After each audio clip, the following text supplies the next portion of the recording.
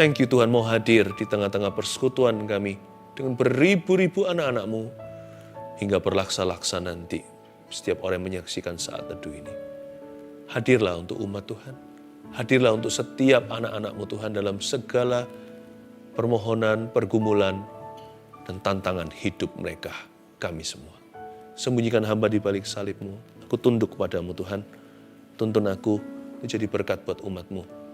Di dalam nama Yesus kami siapkan hati. Haleluya. Amin. Puji Tuhan. Shalom semuanya sekali lagi. Yang baru bergabung juga. Ini saat teduh yang akan membawa kita berubah. Targetnya supaya kita berubah ya. Ambil Alkitab dan catatan. Kita renungkan firman Tuhan yang saya berikan judul. Jangan terpancing. Saya hari-hari ini waktu baca perjanjian lama diingatkan Tuhan syarat masuk tanah perjanjian itu gampang. Sebab semua Tuhan yang bekerja. Kita tinggal meresponinya. Usaha kita nggak seberapa dibanding dengan janjinya. Tapi yang satu hal ini jangan diabaikan. Kita harus hati-hati. Jangan kita itu menyimpang ke kanan dan ke kiri. Ada banyak godaan. Ada banyak jebakan. Ada banyak pancingan. Kalau kita bisa on the good path. Kita berada di jalan yang benar. Kalau kita berada di jalan-jalan Tuhan. Jangan menyimpang. Jangan mudah terpancing jadi orang. Nanti ya. Momentum, tumpuk momentum. Musim silih berganti, Anda akan semakin kuat. Janji Tuhan semakin jadi dalam kehidupan Anda dan saya. Jangan terpancing saja. Jangan terpancing apa kata orang. Jangan gampang tergoda dengan dunia. Jaga hati, miliki hati yang aman. Dan iman itu jangan gampang goyang. Karena Tuhan serius dengan Anda loh. Tuhan tidak main-main dengan kehidupanmu. Jangan terpancing, saya mau ajak kita untuk melihat di perjanjian lama, kali ini di 2 Raja-Raja, pasal yang ke-5, ayat yang ke-15. Saya lompat cerita tentang Elisa dan Gehasi. Berhubungan dengan Naaman. Ingat ya, jenderal perang itu bukan orang Yahudi yang kena kusta, lalu disuruh mandi di sungai Yordan, celup berapa kali, keluar kulit kayak bayi. Nah, jenderal ini setelah sembuh, wah dia super berterima kasih. Dari sini kita melihat salahnya Gehasi, lalu gimana Elisa meresponi. Elisa ini dewasa rohani, dia nggak gampang terpancing. Ini orang, saya mau belajar dari hamba Tuhan ini bukan mujizatnya. Mujizat kan kasih karunia, nggak bisa kita asal main tiru. Tapi saya ingin sekali rasa amannya itu loh. Dia itu aman banget sama Tuhan. Sama Tuhannya itu dia betul-betul secure. Dan dia juga rasa aman dirinya tinggi. Orang ini luar biasa. Ingat ya, banyak hal yang membuat kita nggak happy di hidup ini bukanlah karena kita nggak punya sesuatu. Seringkali karena kita itu terlalu kepo dengan kanan kiri. Jadi ada perasaan penasaran, nggak terima, perasaan malu, dibilang apa, khawatir nanti orang mikirnya gimana. Itu yang banyak sekali mengkorupsi happiness in you and me.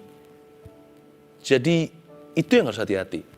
Dan itu ternyata bukan hanya membuat kita nggak bahagia, itu bisa menggagalkan rencana Allah dalam kehidupanmu karena kita tidak fokus ke Yesus. Mari kita lihat ayat 15. Jangan terpancing. Kemudian kembalilah ia dengan seluruh pasukannya, si Naaman, kepada abdi Allah itu.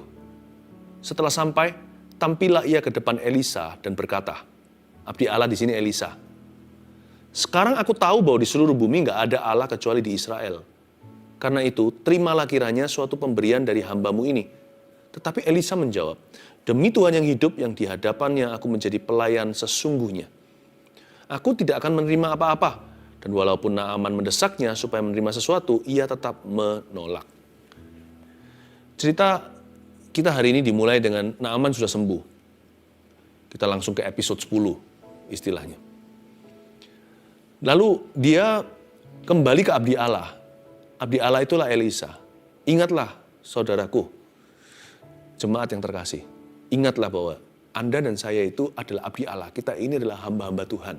Kita bukan hamba manusia, bukan hamba dunia, bukan menjadi hamba uang, dan kita juga bukan hamba hawa nafsu. Kita ini hambanya Kristus. Kepada Dia, kepada Tuhan kita berhutang budi. Dia sudah membeli. Jadi ingat ya, ultimately pada akhirnya Anda dan saya itu accountable atau bertanggung jawab kepadanya. Harus menjawab Dia saja seorang.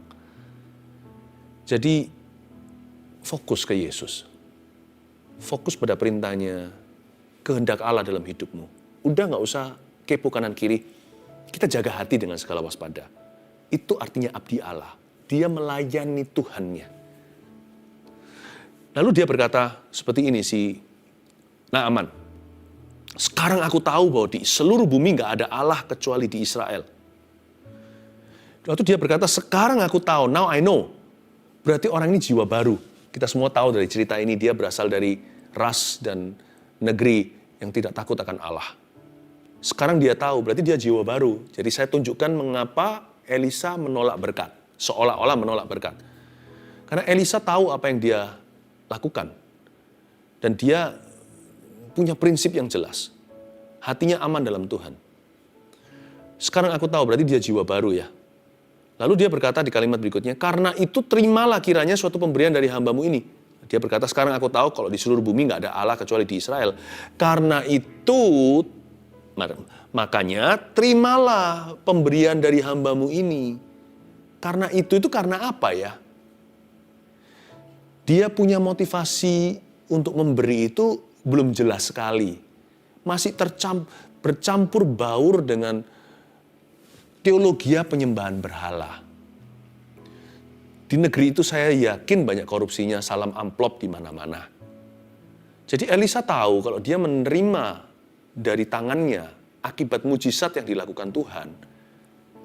Bukannya salah karena itu berkat Allah. Tetapi dia tahu bahwa itu merugikan sang jiwa baru. Itu membuat sang jiwa baru seperti dikonfirmasi bahwa dewa ini, namanya Allah Israel ini bisa menyembuhkan dan kita harus memberi dia makanan. Karena dia berasal dari negeri penyembahan berhala, jadi semua berhalanya harus diberi makan oleh penyembahnya. Maka dia akan gagal untuk melihat bahwa Allah kita itu tidak perlu apa-apa. Kalau Elisa salah bertindak, gesture atau gerak-gerik tubuhnya itu tidak bisa mewakili Tuhan dengan betul, dengan lengkap. Jangan-jangan si jiwa baru ini akan menganggap Allah Israel itu sama dengan dewa-dewi. Karena itu dia tolak. No. Jawabannya bagus sekali. Ayat 16, tapi Elisa menjawab, demi Tuhan yang hidup. Dia berkata, Tuhanku hidup, bukan berhala. Yang di hadapannya aku menjadi, perhatikan kalimat kata berikutnya, pelayan sesungguhnya. Aku hamba Tuhan tulen. Aku tidak lakukan ini demi popularity atau demi money. Aku tidak akan menerima apa-apa. Dia nggak marah loh ya. Dia ngomong dengan baik-baik. Sir, I won't receive a thing from you. Not this time. Bukan dalam kondisi begini. Ini konteksnya salah. Anda jiwa baru. Anda perlu belajar dulu. Di negeri Anda semua bisa dibeli dengan money. Tidak di tanah Israel. Allah lah Tuhan kami. Bukan harta duniawi. Dan walaupun Naaman mendesaknya supaya menerima sesuatu, ia tetap menolak. Si Elisa tetap menolak. Pertama tulis ini, jangan terpancing untuk menerima apa yang tidak sejahtera dalam hati. Kalau Anda rasa nggak srek gitu ya, diuji dulu. Kalau Anda rasa nggak damai sejahtera atau kurang gimana gitu, jangan putuskan langsung atau seketika. Beli waktu dulu. Timbang-timbang di dalam hati, cari penasihat-penasihat yang baik, yang kenal firman Allah, yang hidupnya matang, buah-buah rohnya teruji. Banyak kok orang-orang bijaksana yang Tuhan sisakan di bumi ini. Masih ada orang-orang yang hidup untuk Tuhan, bukan untuk duniawi. Dan orang-orang ini Anda bisa jadikan teman untuk mempertimbangkan. Dan penting sekali untuk mempertimbangkan tujuan, kalau sesuatu tidak srek di hati ya. Tujuannya apa, alasannya apa, terutama untuk menemukan kehendak Tuhan yang sempurna. Jangan hanya kehendak Tuhan yang pas-pasan, asal baik di mata orang. atau benar di mata sendiri. Coba diuji, apa yang menjadi kehendak Tuhan yang sempurna. Aim for perfection. Sekalipun kita bukan orang sempurna, kita tidak bisa jadi sempurna, usahakan merapat serapat-rapat mungkin. Cari tahu what is God's perfect will. Apa yang menjadi kehendak Allah yang sempurna dalam kondisi yang kuhadapi hari ini. Yang penting gini, kalau di hati nggak pas, apalagi kalau tertulis dalam firman Tuhan, hati pas atau enggak, kalau sudah tercatat dalam firman Allah, sudah jangan kompromi, udah jangan coba ditawar. Tapi saya bicara di area abu-abu, atau sesuatu yang enggak jelas-jelas tertulis di sini. Boleh nggak boleh, sekarang atau nanti. Dari orang ini atau dari orang lain. Apa responku dalam situasi ini? Kadang-kadang enggak letter luck secara literally atau harafiah ditulis di Alkitab. Tapi kalau kita tiap hari merenungkan firman, hati kita diisi dengan firman, roh kita akan merasa, nurani kita itu bisa menjadi alarmnya. Kalau ada sesuatu yang off, rasanya nggak pas, itu di dalam hati jiwa kita itu terasa kurang sejahtera perkara hal itu. Yang kayak begitu, hati-hati jangan menerimanya. Atau jangan melakukan itu. Jangan terpancing hanya karena paksaan dan desakan atau apa yang merupakan opini populer sekeliling Anda. Meskipun perasaan kita bisa menipu loh ya. Saya nggak berkata perasaan sreg itu segalanya. Kadang-kadang kita nggak rasa sejahtera itu hanya karena kita ini kurang wawasan. Kita kurang wawasan atau beberapa orang picik hatinya. Atau ada trauma. Atau bias udah terpengaruh atau dipengaruhi dengan opini orang lain. Ada hal-hal tertentu yang kita sekalipun rasa sreg atau nggak sreg ternyata kita salah. Selalu kembali ke firman Allah. Dan kalau area abu-abu, beli waktu, timbang dulu. Cari tujuannya apa itu. Alasannya apa aku melakukan ini? Lalu temukan kehendak Allah sesempurna mungkin yang dapat Anda temukan. Libatkan orang lain, tapi jangan gosiper. Jangan libatkan orang-orang yang jelas-jelas hidupnya menentang Tuhan. Atau hidupnya di luar rancangan Allah. Atau mereka yang menentang firman. Jangan dengarkan nasihat orang fasik. Jangan duduk bersama dengan pencemooh atau berdiri di jalan orang berdosa. Libatkan orang-orang yang bijaksana itu tidak tentu orang-orang ternama. Tapi pasti ada orang-orang yang, anak-anak Tuhan maksud saya, yang hidupnya itu mencerminkan Kristus sekalipun tidak sempurna, mereka pun masih belajar. Nurani ketemu nurani, besi menajamkan besi, manusia menjaga manusia. Tuhan pasti akan berbicara. Tapi pokoknya kalau hati Anda nggak sejahtera, janganlah Anda menerimanya. Lanjutkan di ayat yang ke-17. Akhirnya berkatalah Naaman, jikalau demikian, biarlah diberikan kepada hambamu ini tanah sebanyak muatan sepasang bagal. Minta tanah. Dari tanah suci, istilahnya. Sebab hambamu ini tidak lagi akan mempersembahkan korban bakaran atau korban sembelian kepada Allah lain. Kepada dewa-dewinya, kecuali kepada Tuhan. Lihat ya, masih ada semacam superstisi. Padahal Elisa udah bilang apa tadi? Allahku hidup, jadi kamu bisa menyembah dia di mana-mana, bukan di gunung tertentu. Tetapi dia belum mengerti juga karena dia kan jiwa baru. Baru aja kenal, baru saja kena kuasanya Tuhan. Lalu dia berkata, boleh nggak saya bawa segumpal tanah? Ayat 18, dan kiranya Tuhan mengampuni hambamu ini dalam perkara yang berikut. Apabila Tuanku masuk ke kuil Rimon untuk sujud menyembah di sana, maksudnya rajanya Naaman, dan aku menjadi pengapitnya ya, sehingga aku harus ikut sujud menyembah dalam kuil Rimon itu, kiranya Tuhan mengampuni hambamu itu dalam hal itu. Cukup fair sih, dia berkata, waduh tugasku nggak mudah, aku ini jenderal, lalu panglima, rajaku itu menyembah di kuil Rimon. Kalau aku nggak masuk, aku salah.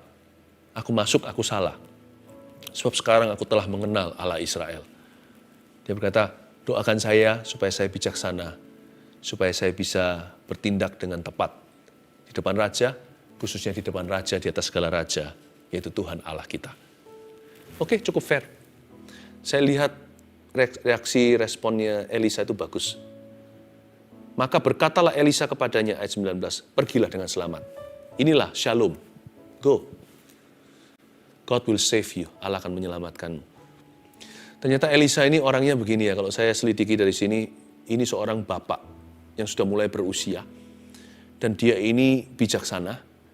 Orangnya itu kaku di prinsip, tapi fleksibel metodenya. Dia tahu batasnya, metode juga nggak bisa dihalalkan semua. Ujung-ujung nanti mengubah prinsip kerajaan Allah, alias kompromi dengan dosa. Tapi Elisa tahu, orang ini bergumul dengan sesuatu, dia masih jiwa baru, dia kaku prinsipnya, sembah hanya Allah yang hidup. Tapi nanti kamu akan tahulah harus berbuat apa. Dia fleksibel di metodenya. Silakan ambil gumpalan tanah itu untuk mengingatkan kamu dari sini. Itu bukanlah okultisme, nggak apa-apa. Ya. Tapi Elisa tidak berdebat dengan dia. Wise dan bijaksana. Sedikit tambahan lah, sedikit note tambahan buat Anda. Jadi orang itu jangan kaku-kaku di ujungnya. Kaku itu di dalam prinsipnya. Tapi belajar untuk toleran dengan orang. Bukan kompromi loh ya. Ada batasnya. Tapi belajar untuk bisa menerima perbedaan. Tapi kalau jalan keselamatan hanya satu. Jangan jelekkan kepercayaan. Tapi juga jangan kompromikan keyakinanmu. Oh, I believe that Jesus is the only way. Yesus adalah satu-satunya jalan. Kalau enggak gitu, Yesus mati konyol di kayu salib itu. Ngapain mati begitu kalau ada jalan lain ya kan? Kalau itu harus kaku. Tetapi kalau sama orang lain itu jangan nggak kenaan. Aku maunya begini. Gua nggak peduli sama lu. Nggak boleh begitu. Lihat si Elisa, sangat aman. Dia sangat aman dengan Tuhan.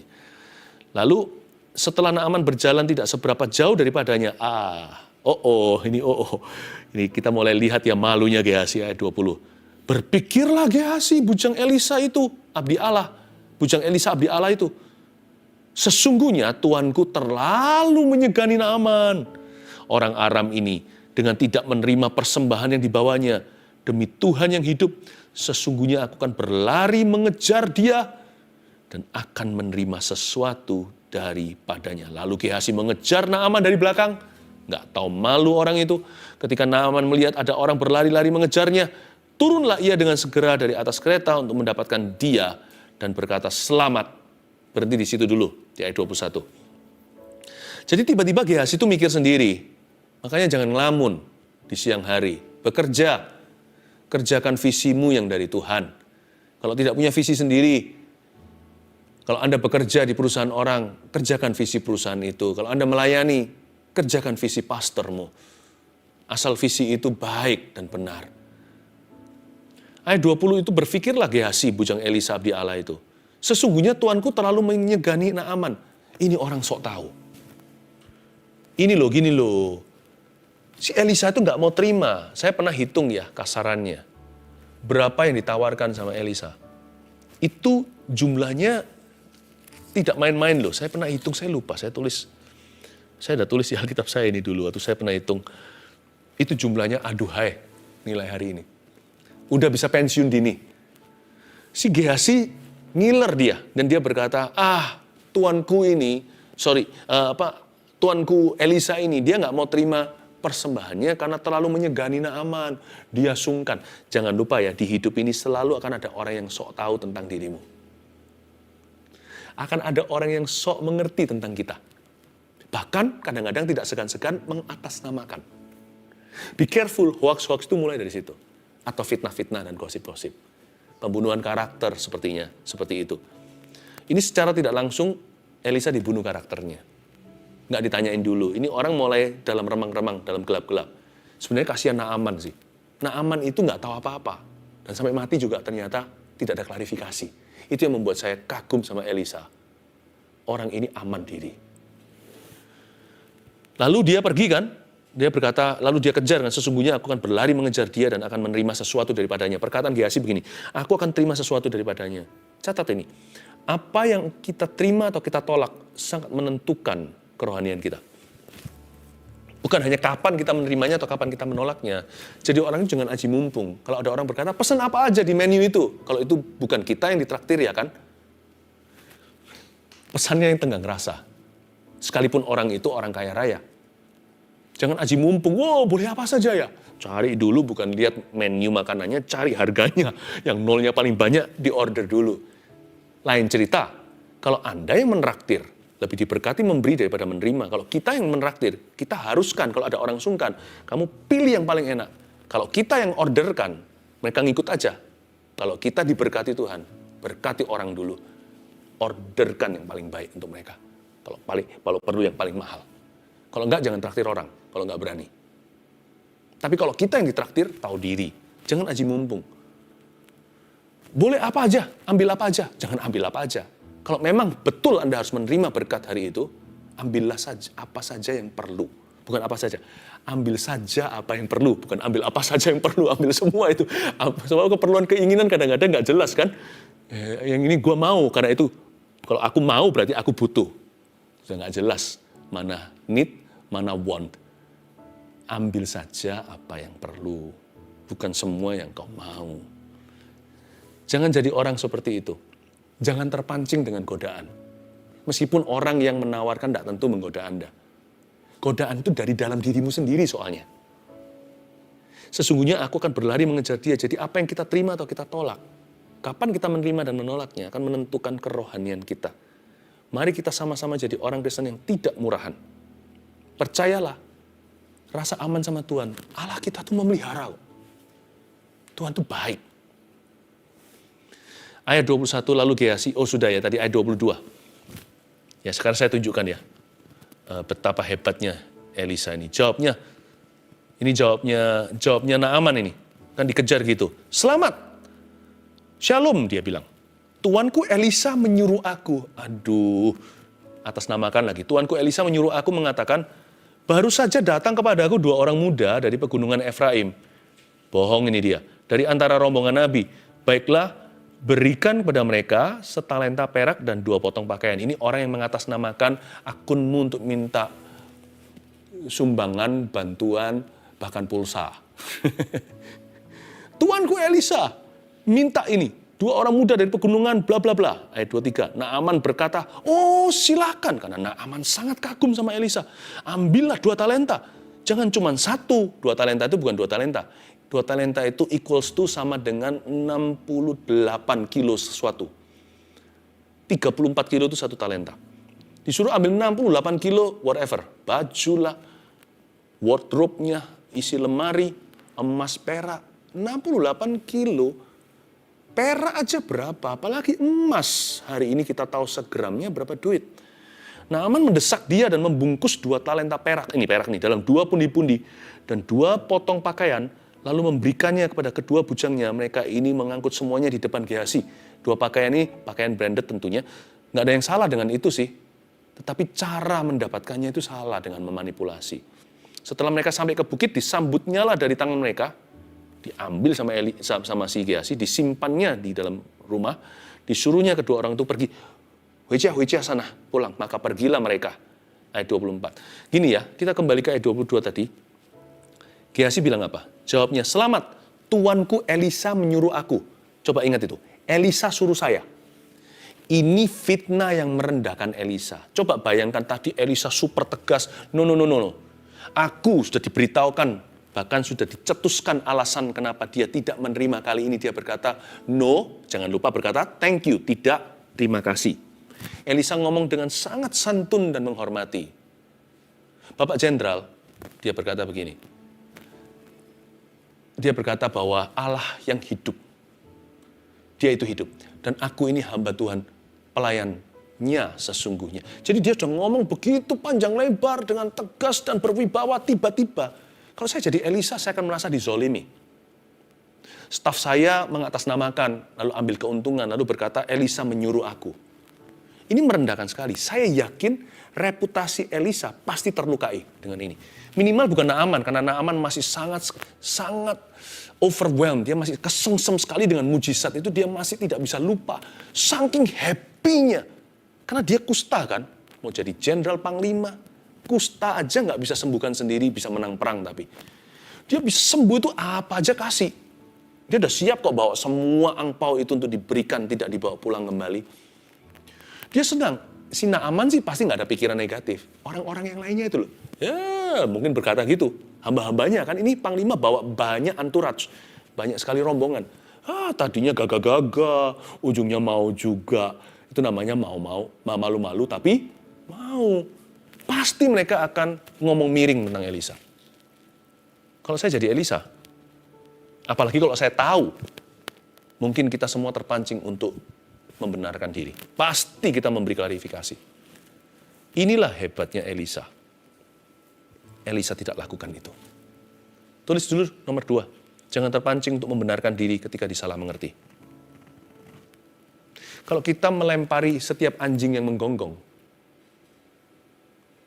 kita tidak akan sampai ke tujuan. Saya pernah dengar pepatah semacam itu bukan dari saya. Kata kalimat ini, kalimat populer mana? Kalau kita setiap orang yang melontarkan fitnah pada kita, kita lari kejar, konfrontasi dan jelaskan. Lama-lama kita bukan abdi Allah, abdi manusia. Nggak usah terpancing membenarkan diri ketika disalah mengerti. Juga waktu kita difitnah. Ginilah, jelaskan seperlunya saja kepada yang berkepentingan. Pernah tulis surat kan dalam bahasa Inggris, to whom it may concern. Kira-kira siapa yang merasa surat ini ada hubungan dengan dia, atau dialah yang berkepentingan, to whom it may concern, jikalau surat ini semoga kepada yang terhormat mereka yang berkepentingan. Itulah maksudnya dalam bahasa Inggris, to whom, pada siapa, it may concern. Kepada siapa ini berurusan. Jadi jelaskan aja apa yang perlu. Seperlunya kepada orang-orang yang berkepentingan. Meskipun ini sangat melukai reputasinya. Dan kepada sisanya, jangan hati kita itu terpancing merasa, tidak bisa, aku harus clearkan namaku. Setelah saya tidak berkata bahwa kita tidak boleh menjelaskan loh ya. Kalau kita itu difitnah, lalu orang yang bersangkutan kita tidak jelaskan, keluarga kita jadi kacau akibatnya, harus ada penjelasan dong, suami istri contohnya, oh that's not true. Atau di dalam dunia kerja mungkin dengan rekan, kolega, bosnya, atau karyawan, harus menjelaskan. To whom it may concern. Jelaskan seperlunya kepada yang berkepentingan. Sisanya lebih dari itu, don't worry. Kalau hatimu benar, tidak bisa dibunuh karakternya. Sometimes kadang-kadang the best comment kepada sisanya yang tidak berkepentingan adalah no comment. Kadang-kadang komentar terbaik kepada sisanya dunia yang tidak berkepentingan dengan urusan ini adalah no comment, tidak perlu berkomentar. Percayalah, sampai akhir hayatmu akan ada orang yang salah mengerti dengan Anda. Pasti ada orang yang thinking wrong about you, yang berpikir yang salah tentang Anda. Nah, orang yang seperti ini gimana caranya? Asal hati Anda benar, hal itu tidak terbukti. Kalau terbukti lain cerita loh ya, harus bertobat ini. Kalau Anda tidak seperti yang mereka katakan, don't worry. Asal hati Anda benar, terus kejar kehendak Allah dalam hidupmu. Hidupi aja hidup Anda. Dan terus berbuah. Lakukan aja terus kehendak Allah. Yang rugi siapa? Bukan Anda yang disalah ngerti.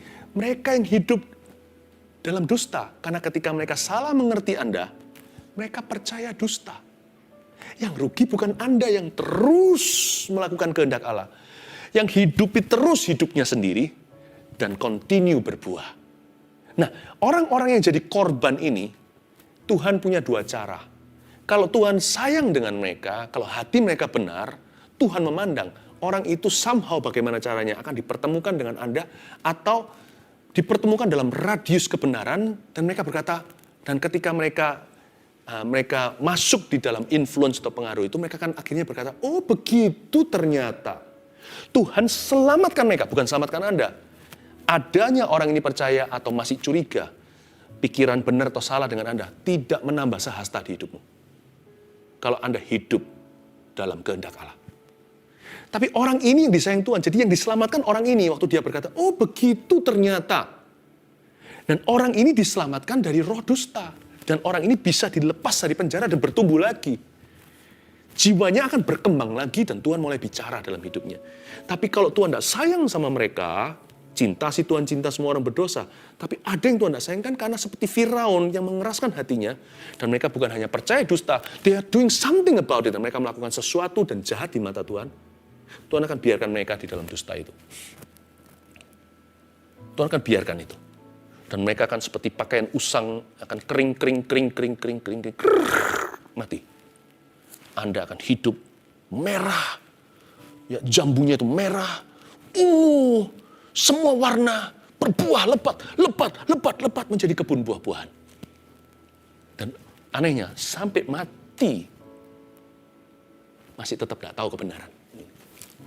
Sedangkan Anda dan saya bisa mati dalam kebenaran Allah. Sampai akhir hayatnya. Dialah jalan kebenaran dan hidup. So don't worry. Don't stress it out. Jangan distreskan.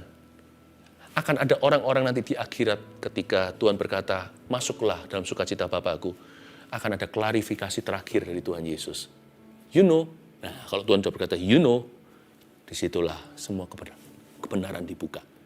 Jangan cari kebenaran keadilan di hidup ini. Just live your life. Hidupi hidupmu. Lakukan kehendak Allah. Terus berbuah. Ya. Ayat 20, berapa ini tadi? Sampai ayat berapa tadi ya? Oh, ayat 25 sekarang ya. Baru saja Gehazi masuk. Ini Gehazi masuk ini. Dan tampil ke depan tuannya, Elisa. Berkatalah Elisa kepadanya. Oh, kalau Elisa nggak tahu kan lebih enak ya. Ternyata Elisa tahu. Dari mana Gehazi? Ayo, where have you been? Nikang cai cai nali. Jawabnya, hambamu ini tidak pergi kemana-mana kok. Enggak pergi mana-mana. Langsung Elisa berkata di ayat 26. Tetapi kata Elisa kepadanya, bukankah hatiku ikut pergi? Matilah dia. Bukankah hatiku ikut pergi ketika orang itu turun dari atas keretanya mendapatkan kau? Nabi kok mau ditipu?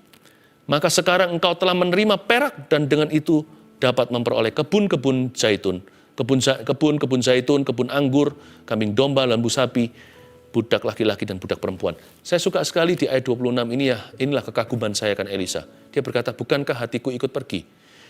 Jadi waktu kejadiannya live di detik itu, Elisa punya roh ada di sana. Hatinya ikut pergi, tapi Elisa tidak panik, langsung angkat kaki, hengkang dan lari ke situ untuk benarkan. No, bukan begitu ya.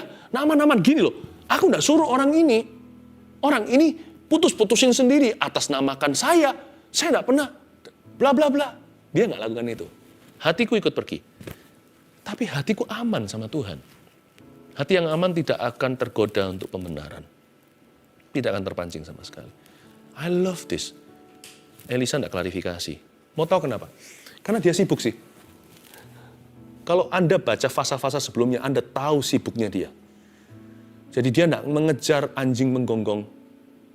Dia juga tidak mengejar setiap anak-anak di jalanan melempari dia batu. He was a man on a mission. Dia seseorang sedang menuju sesuatu. Kalau Anda lihat pasal 6 aja ada kapak timbul mengapung. Nantinya ada perang melawan Aram. Masih banyak mujizat demi mujizat. God wasn't finished with him. Neither was Elisha finished with himself.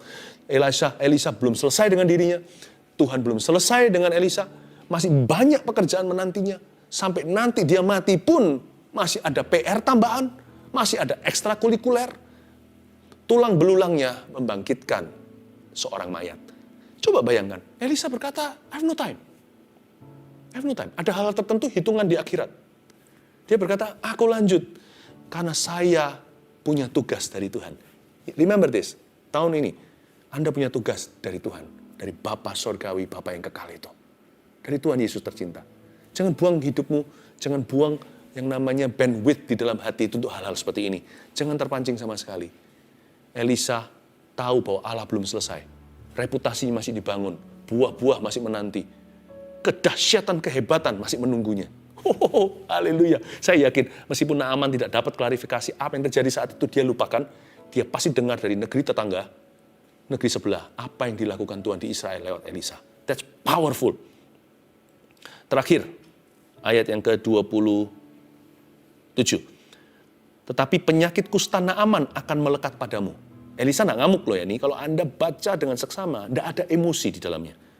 Tetapi penyakit kusta Naaman akan melekat padamu dan kepada anak cucumu selama-lamanya. Karena kamu ambil peraknya, kamu juga ambil juga kutuknya. Maka keluarlah Gehazi dari depannya dengan kena kusta, putih seperti salju. Celakalah dia, akhir cerita Gehazi saat itu. Yang ketiga terakhir, jangan terpancing untuk emosi terhadap orang yang menyalahi. Penghakiman itu milik Allah. Catat di hati. Elisa di sini tidak pakai emosi kalau Anda baca. Elisa hanya menegur dengan santun. Dia tegur Gehazi sekalipun tegas. Dia memperingatkan tapi dengan kata-kata yang jelas. Dia berkata, karena kamu ambil peraknya, kamu lakukan ini di belakangku, maka terpaksa kusta orang itu juga melekat padamu. Maka keluarlah Gehazi. Itu bagian Elisa, dia hanya memperingatkan dan menegur. Bagian Tuhan adalah penghakiman. Langsung immediately seketika itu juga. Si Gehazi kena kusta, putih seperti salju. Ini nggak sembuh sampai mati. The end of Gehazi. Jangan terpancing, satu, jangan terpancing untuk menerima apa yang tidak sejahtera dalam hati. Dua, jangan terpancing untuk membenarkan diri ketika disalah mengerti. Tiga, jangan terpancing untuk emosi terhadap orang-orang yang menyalahi. Percayalah, hidupi hidup Anda, lakukan kehendak Allah, terus berbuah. God bless you.